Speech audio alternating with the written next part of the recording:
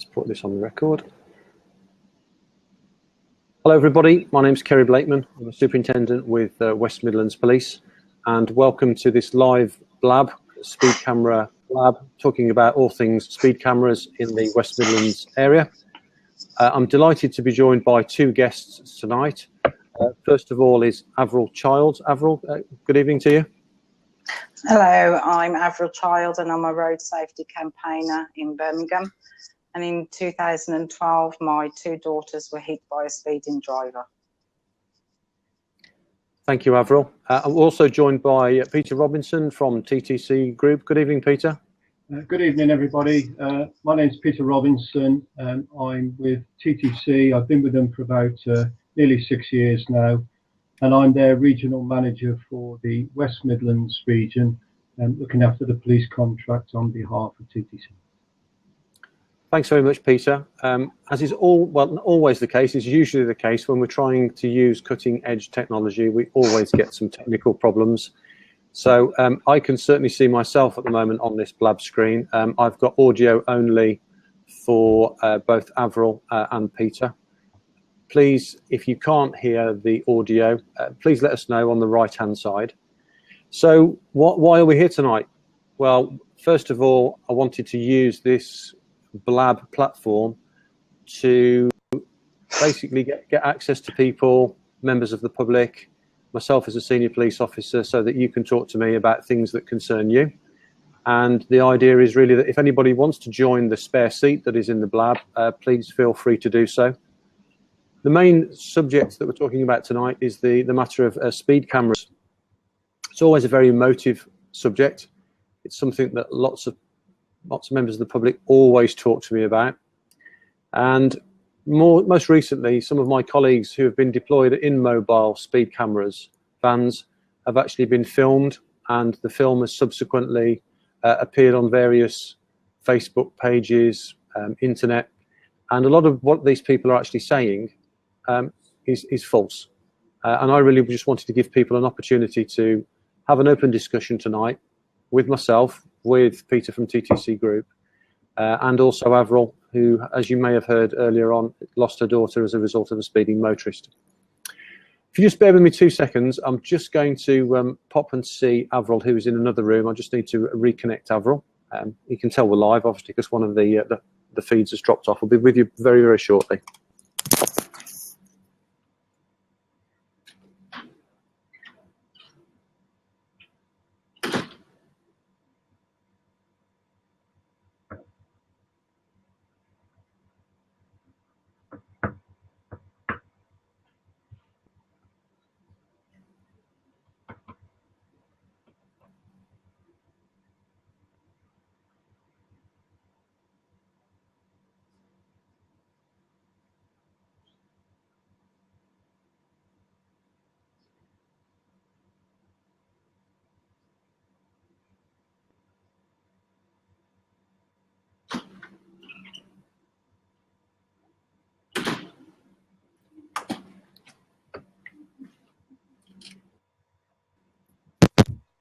Clearly some technical problems is always the case. What I'm actually going to do, Avril's with me in a side room actually, so I'm going to relocate from my current position, and Avril will join us. So if you just bear with me a second whilst I relocate, and we'll get into another room. Oh, hang on, Avril's trying to join us. Let's see if that works. What's my audio like? I've just taken my headphones out, and I'll be grateful if anybody's watching. Just let me know what the quality of the audio is like. Yes, Peter, it's good. Right, that's great, thank you. Let's just see if we can get Avril in. Rob, thank you very much for letting us know about that.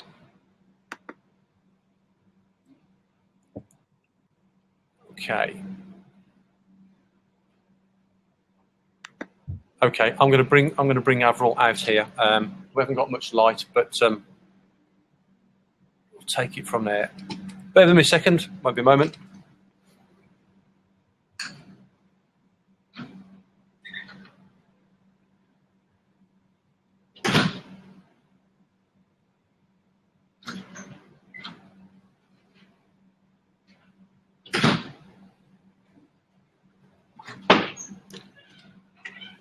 Right, let's, with every good plan, there is always a contingency plan. So if you just bear with me, I'm just going to relocate. We're going to go to somewhere a little bit lighter, and we will take it from there.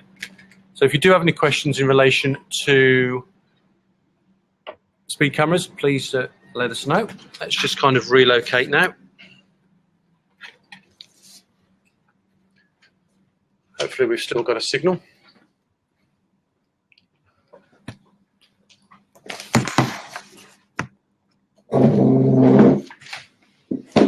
Avril, do you want to sit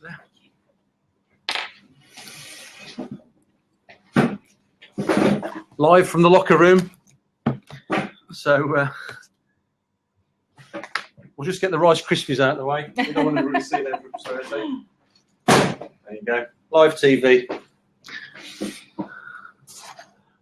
Okay, right. Peter, what's our audio like, please? I think it's good, thanks. Right, okay, that's great. So here we are. Good evening, everybody. A little bit of a false start there. We just got some technical problems. Avril was in another room with us, but unfortunately she couldn't join. So why are we here? We just wanted to really talk about all things speed cameras. This really was an opportunity for members of the public to have a conversation with myself and also Peter. So if there is anybody that's watching at the moment that wants to come and join in as part of the conversation, as part of the video, you're more than welcome. Come and have a chat with us, or alternatively just pop us a question on the right hand side. The bottom line is this will probably become very boring if it's just me talking, and I'd really like you to ask us questions for the reason why we've got the panel assembled today. So if anybody does have any questions, please do let us know. So speed cameras, and this is in relation to the West Midlands. We currently have 112 dedicated mobile sites in and around the West Midlands. In addition to that, there are an additional 50 what we call old GATSO sites, which we've actually converted to mobile speed cameras. So if I just show you a picture of what we refer to as an old style speed camera, which people will know as a GATSO, and obviously everything was to hand before we moved. So here we have what people will know as a traditional GATSO camera. And a number of years ago, these old wet film technology cameras were switched off across the West Midlands. So we now have a number of mobile deployment sites where we have a number of camera operators who deploy across the West Midlands. And this picture here is probably what people will know as the more traditional style that we deploy around the West Midlands. So it's the speed camera van that is mobile and can park up across various sites. So going back to that, what we do is we deploy to those sites to, in effect, reduce speed. And I wanted to let people know that through each of these sites, there actually is what I refer to as an evidence base as to why we actually deploy the cameras at those particular locations. And the evidence base starts off with what we refer to as killed and seriously injured data. So there is a data set that says that particular location needs to have a speed camera because people have been killed or seriously injured on our roads. Really grateful for some of the questions which are coming in now on the right hand side. And Wolfie1007, thank you, Wolfie. It's great for somebody actually to pose a question. It's asking really how effective are the average speed cameras. I still see a lot of people speeding up in between them as if they don't understand or don't care for them. Well, most people will see average speed cameras in and around the motorway network where there have been or there are roadworks taking place. And speed is basically time over distance. So it is really there's a measurement when you enter the speed camera point, and then there's a measurement when you leave the speed camera point, and the distance is obviously calibrated, the time that you've taken to go over that distance, and then that will give an average speed that the person has been driving. And Wolfie, you make a really good point. Some people do obviously speed up in between those points, but it's the actual average speed over that period, over that set period. So thank you very much for your question. Rob, I don't like the GATSO cameras as people brake harshly to go through and then speed up again.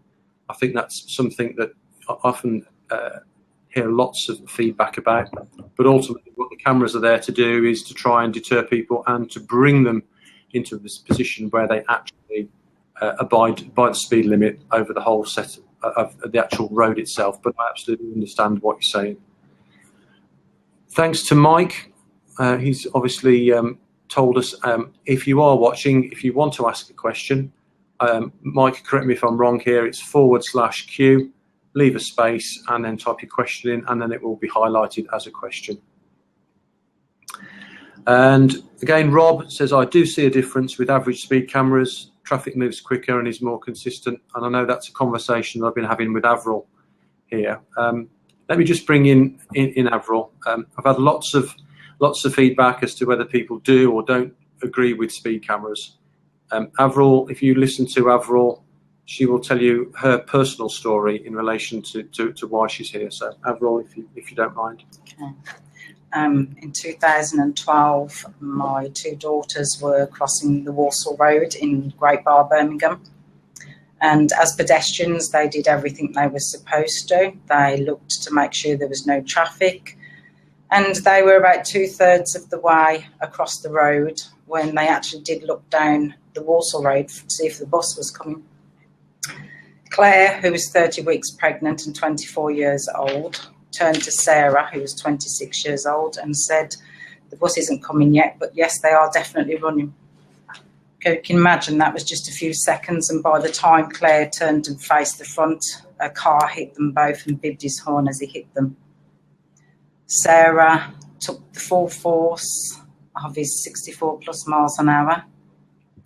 She was hit in the legs, she went onto the bonnet, hit her head on the windscreen, was thrown up into the air and down the road. Claire, we think she actually caught her handbag on the wing mirror and she was spun around and injured all her legs. And she shouted Sarah, hoping that she would see her in the hospital. And she knew she'd be injured seriously. But Sarah actually died after a few seconds with the horrific injuries that she suffered. After all, it is a lethal weapon, and at the speed he was doing, you haven't got a chance. My daughter didn't. Okay, Avril. Well, thank you very much. I mean, that just brings it home to you as to the tragic consequences in terms of excess speed, certainly here in the West Midlands and in Great Bar. So thank you very much for joining us here. And I realise it's emotional for you, but I think it's really important that members of the public understand the real implications of excess speed and the fact that it is very real, not just to you and your family, but for other people who have been killed across the whole of the West Midlands. And that average is about 65 to 70 every year. Peter, can you hear us okay over at TTC? Yes, I can. Yes, thank you. Peter, so you are our speed awareness course provider, and there's a question from Mike Downs. And so can you just tell us a little bit about the speed awareness course that TTC provide?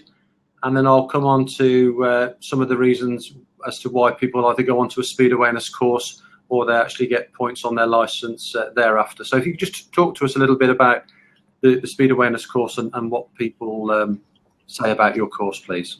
Okay. Are you able to see me, by the way, or is it just a voice?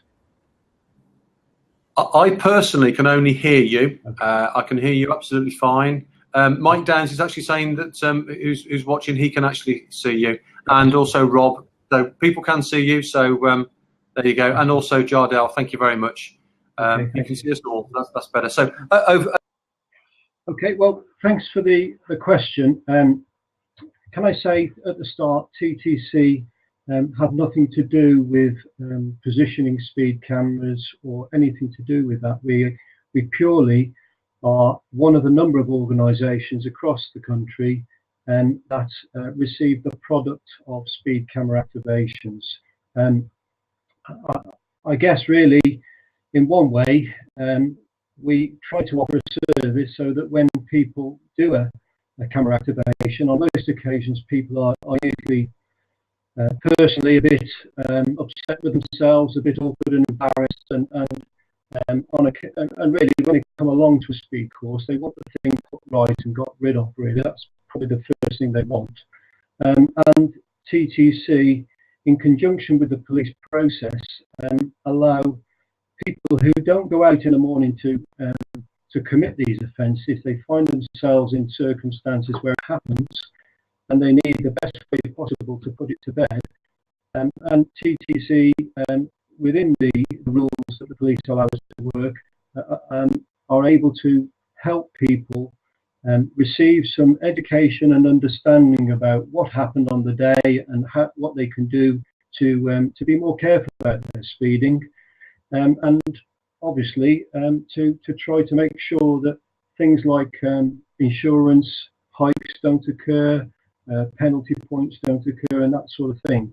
So in a way, TTC and other organisations are there to try to help people keep their licence.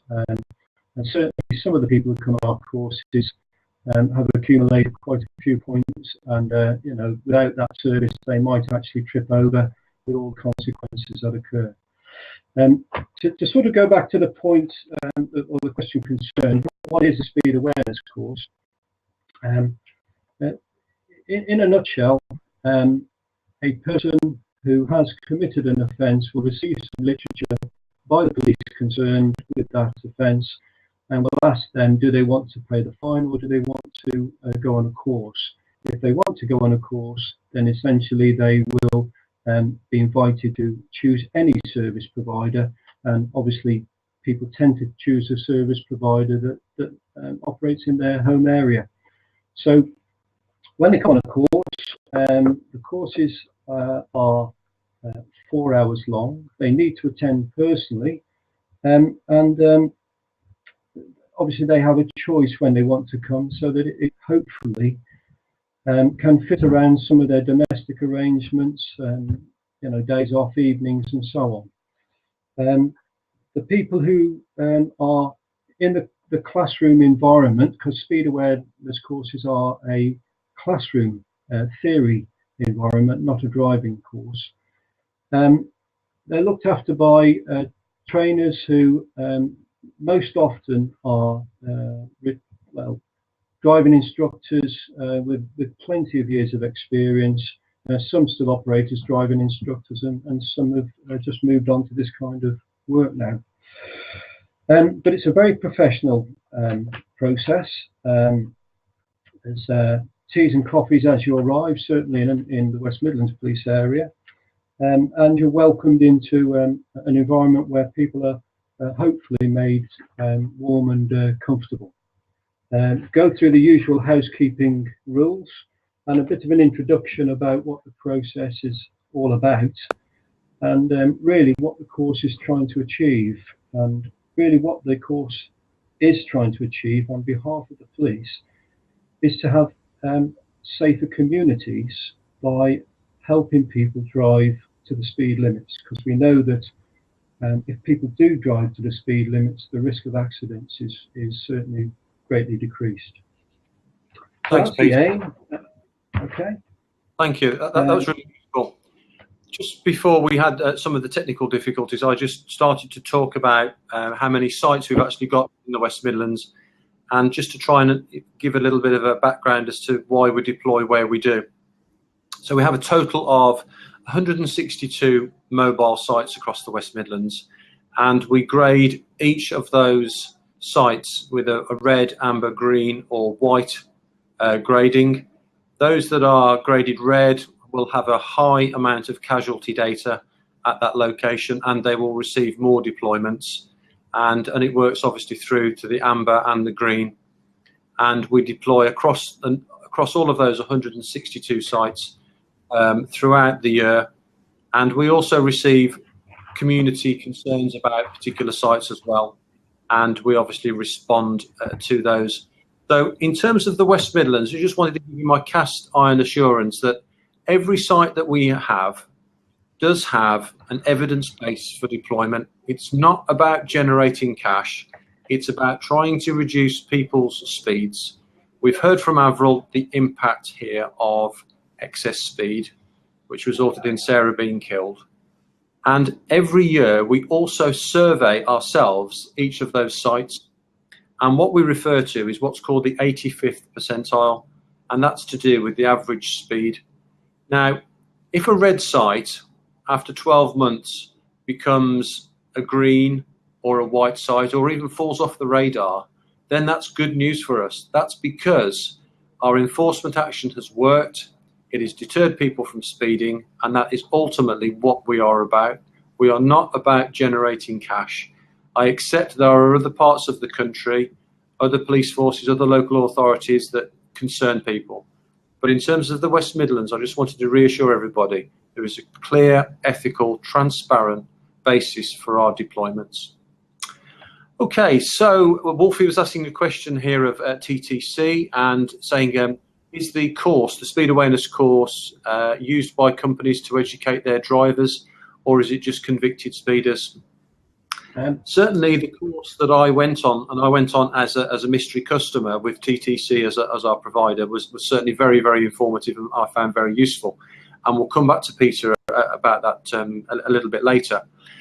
Peter, am I correct in saying that TTC do a number of other courses in relation to road safety? That's correct, isn't it? Yes, it is, yeah. Okay. I didn't quite pick that up. Did you say that? Yes, that is correct. That is correct, yes. And they, dealing with that question, really, the courses themselves are unfortunately just for people who commit offences.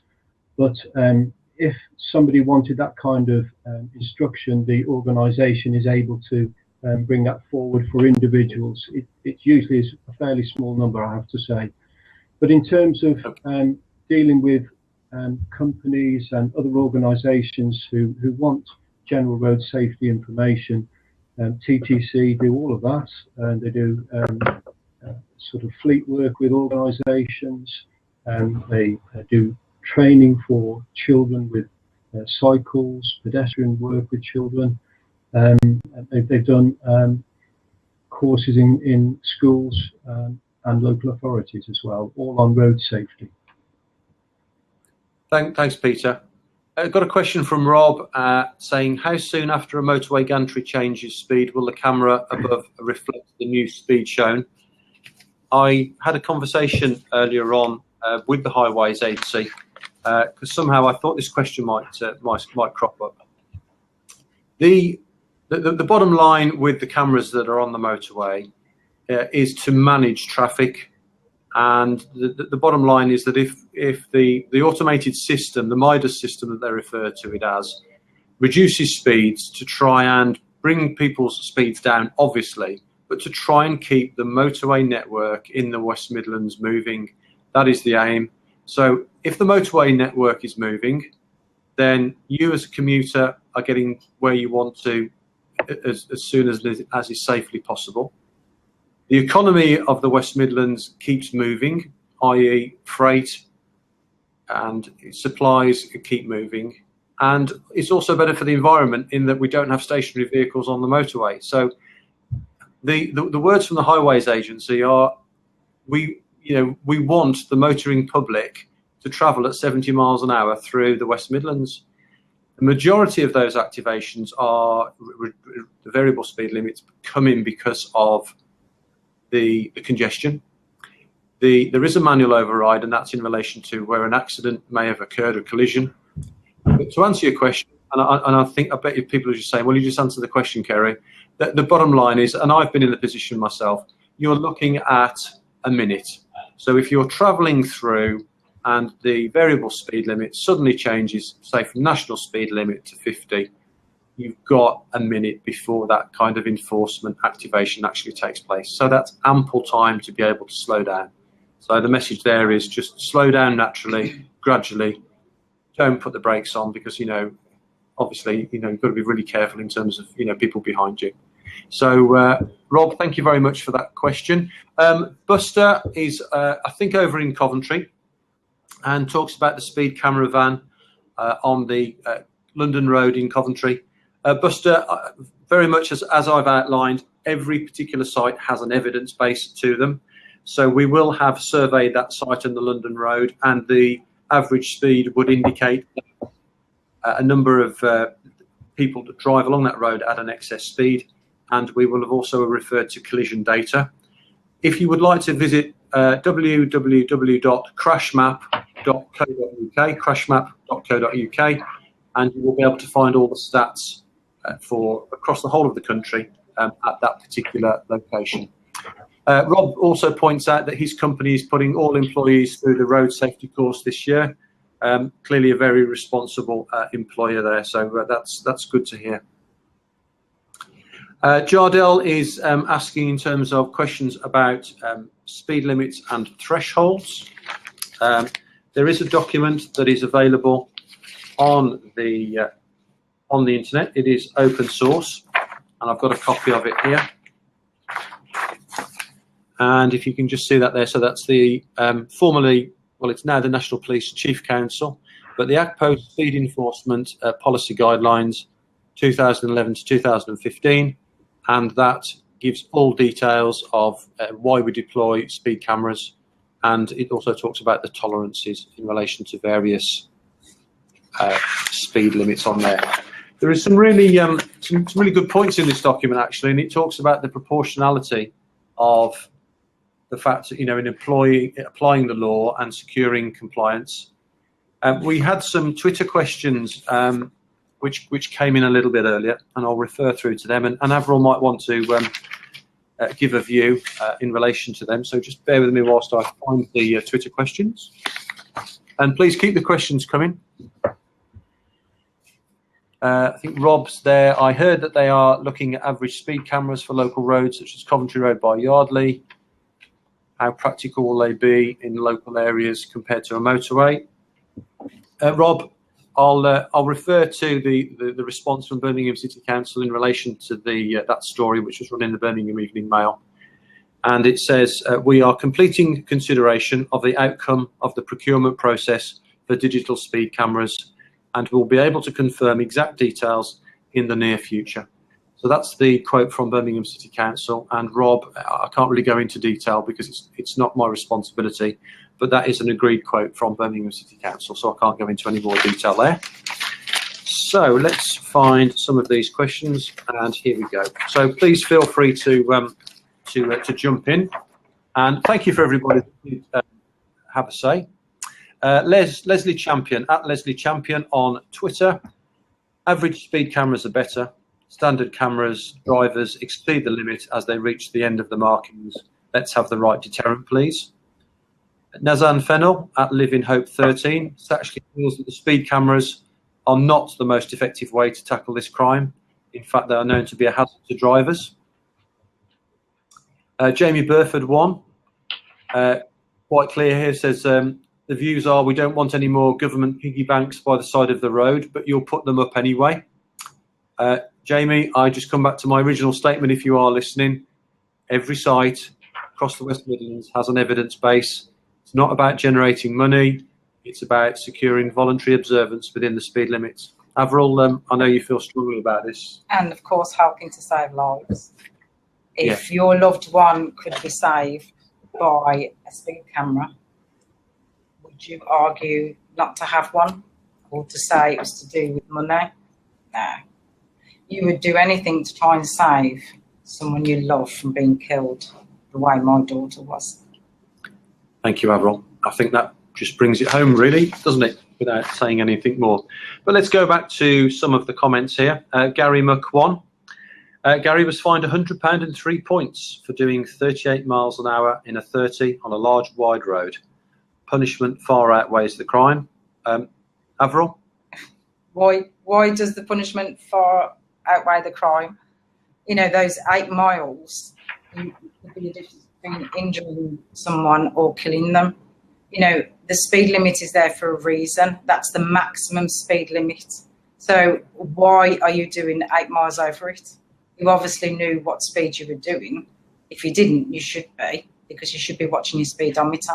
So your child or your loved one was in that road, crossing that road when the driver was doing 38 miles an hour, and he could have been doing 30, and they killed your loved one. You know, what would you say to them? Well, shouldn't you have been doing the speed limit? And my loved one could have been alive and here now. It's no excuse to say, you know, you're getting punished for doing this over the speed limit. And the speed limit's there for a reason. So if that driver had been doing the speed limit on the road when my daughters were crossing that road, they would have crossed both sides of the road and stood there for 3 seconds.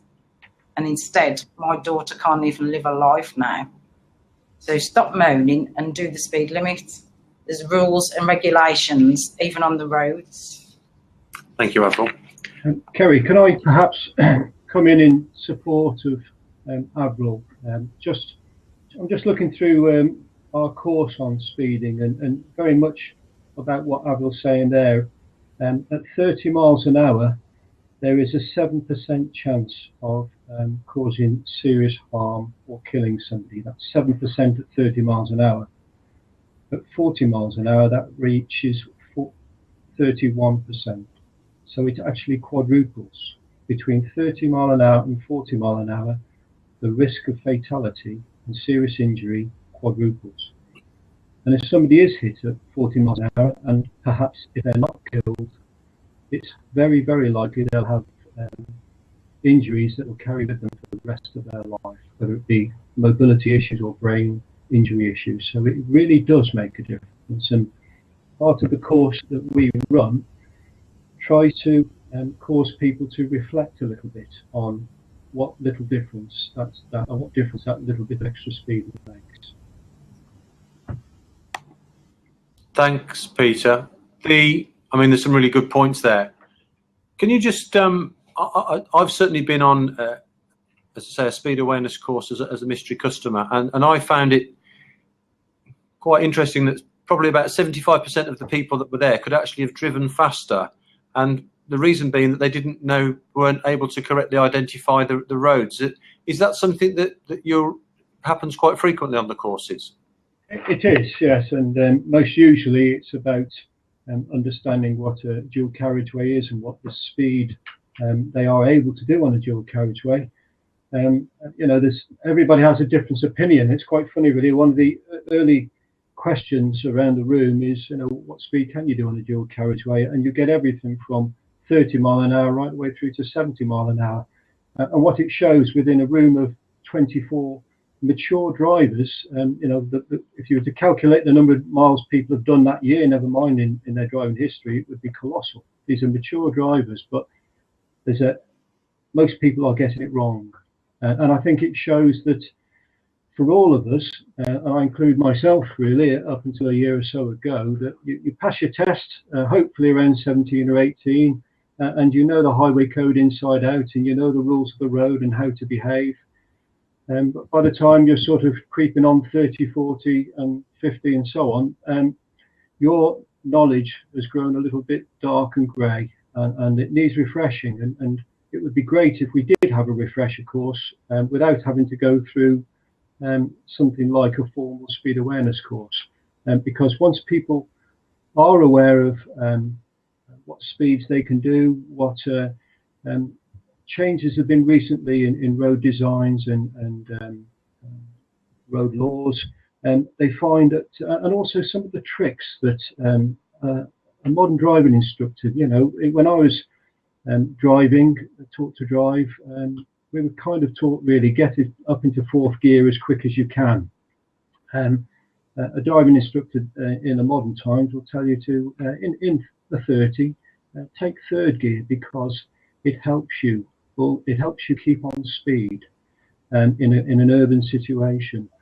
And on the course, there are a small number of gifts that we give away, and it's things like that you're getting directly from driving instructors that help you keep on target speed. Because most people don't want to go over target speed. They've got other things going on, either in their mind, in their lives, or maybe in the back of the car. Thanks, Peter. I'm really just trying to get the idea in terms of how people receive the speed awareness course. Is it well received? What are people's general feedback about the course? Yeah, it is actually very well received. I say nobody wants to be there. Let's be honest. You'd like to be doing anything other than that for 4 hours in a day. Occasionally, you'll get somebody who really is a little bit grumpy, but most people are there and settle down very quickly. And they say things like, I've got a little quote here. I thought the trainers were excellent and dealt with some of the negative attendees in a pleasant and helpful way. I actually enjoyed the course and came away with positive feelings about my drive. And I ought to say that when the course is finished, about 2 or 3 weeks later, TTC send a survey email to anybody that's attended the course, and of course they got nothing to gain from good or bad comments they send back, because they're through the course, they finished. But I can say that 96% of people who've attended a speed awareness course say that their driving behaviour has changed. That's 96%. And if the police are trying to provide an opportunity for people to learn from a mistake, and a speeding offence is a mistake. I really don't think anybody went out, got up in the morning and said, I'm going to go out and speed today. It's a genuine mistake. And if they can have a little bit of education, reflect on what's happened, reflect on the critical difference that 5 or 10 mile an hour in their speed makes to pedestrians, they can carry on with the rest of their driving history in a positive way, and almost certainly won't get caught in speed camera situations again. Thanks, Peter. Okay, I'm probably going to give this about another 10 minutes, unless there's any particular more questions. I'm just checking through if there's anything else I wanted to get across. So same message really for Avril and Peter, just to give that some thought whilst I just cover a few points. Buster Snodgrass asking a question here in terms of the visual presence of the police, not more effective than speed and safety cameras. Buster, thank you very much. Sorry, Buster Snodgrass, thank you very much for that question. Just make sure you follow @TrafficWMP on Twitter. You will get a real flavour for some of the work that the traffic officers do. In times of austerity, there are going to be fewer police officers. So I think really it's a case of both technology and actual traffic officers working hand in hand and deploying together. There is a place for technology. As I say, we don't, certainly here in the West Midlands, we don't feel that we exploit motorists, because every site that we have has got an evidence base, and we don't want you to speed. We want you to bring your speed down. We don't want to trap you. We don't want to give you points on your license. Ultimately, we don't want you to go on a speed awareness course. But the reason that the speed awareness course is there is that because the speed that you have been driving at is within a set threshold. Now, within that threshold, if you go on a speed awareness course, you basically you have a speed awareness course, and that lasts for 3 years. So if you were caught speeding again within those 3 years, you will automatically go to points on your license. So, Rob, another question there. Should we adopt an American-style approach to jaywalkers? I wanted to keep this focused, really, actually, in terms of speed cameras, and that's where I'll keep it. So, as I say, there were a few reasons for wanting to hold this blab. I'd be interested in people's feedback in terms of actually using this platform. Do you like this idea of being able to use this platform, or should we use other methods? Should it be text type? Should it be video? Should it be regular discussions, contact on Twitter, Facebook? We're here to serve you. You just tell us how best you think it is in terms of the way that we engage. So, yeah, just to come back to the point that some of my staff are approached whilst out and about on the streets of the West Midlands. I have police officers and police staff who deploy at these sites all over the area. They are there doing a purpose. It is a lawful and legitimate purpose, because there is an evidence base for each deployment. We try not to block the pavement. We try not to block the verge. I saw a photograph recently where there was an instance where we'd actually blocked most of the pavement, and I spoke to my camera enforcement manager about it and said, well, why did we do that? And the choice was quite simple, really, that an 8-year-old girl had been seriously injured on that stretch of road. And it was a case of we either deploy at that location because of what's happened, or we don't deploy. So actually, we took the decision to deploy because we're trying to bring people's speeds down. There had been somebody injured at that location. So, yeah, it's not, we certainly don't aim to block the highway. We do it only where there's a lawful and a necessary need to do it, but it's something that comes up quite frequently. And there is an exemption in law that, you know, police staff can actually claim that exemption when it is actually for a lawful purpose. So we do thoroughly assess each site. We try and keep the pavement free so that, you know, guide dogs, members of the public can actually walk along it. But if it's the choice between deploying and not deploying, then we will do, to bring people's speeds down, not to generate money and income. So, Buster, just reading this question there. Try the ring road for speeders. There aren't many serious crashes on London Road, according to the crash map site. Not convinced by the intelligence you have. There's nothing serious there for years compared to other roads in Coventry.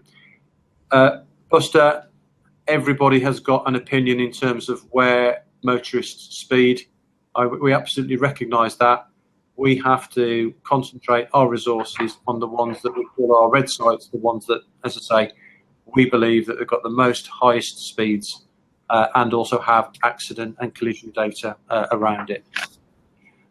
Okay, I want us to continue to be transparent in everything that we do in relation to speed cameras. You can always ask questions of me once this broadcast is finished. Peter, from your perspective, is there anything that you wanted to just finish off with from a TTC point of view? No, I think it's been a helpful opportunity, and I hope people have seen a little bit of a different side about the speed awareness course, and hopefully about the positive things. They are good courses. If you find yourself in the unfortunate position of an activation, please consider doing it, because the information and the knowledge will help you for the future and will help keep the streets safer. And that's what it's about, keeping the streets safer. Okay, just before I finish off and hand over to Avril, this is just really a last opportunity. If you do have any questions, please pop them in on the right-hand side. Let us know what you think. Avril, I'd just like to thank you for coming to join us tonight. I know that we speak quite frequently, and I understand, you know, the impact that it's had on you and your family. Is there just like a little bit of a closing message that you'd like to give to people in terms from your perspective? We as a family never thought anything would happen, and I always taught my children, they were my babies no matter what age they were, I taught them to look out for cars and always cross safely. But how can you look out for something that you can't see? And that's what a speeding car is. Vehicle, lorry. You're not the only one on the road. And a pedestrian especially has got no chance against a ton of metal. And don't ever think that it can't happen to you, because it does. Thank you, Avril. I think really that's a really good place in where to leave this broadcast. We deploy our resources for a particular reason. It is about bringing people's speeds down. It's not about generating income. Please be safe out on the streets tonight. Thank you very much, Peter, for joining in. And appreciate everybody that's asked questions. We've had about 49 viewers tonight, 7 of which you were live. To those people that have joined in, thank you very much for trying to spread the word. And if this is something that you'd like to see more of with the police, whether any particular subject, please just give us that feedback. So thanks very much, Peter. I'm going to sign you off now, and thank you, everybody. Thank you. Thank you. I'm just going to pause this now.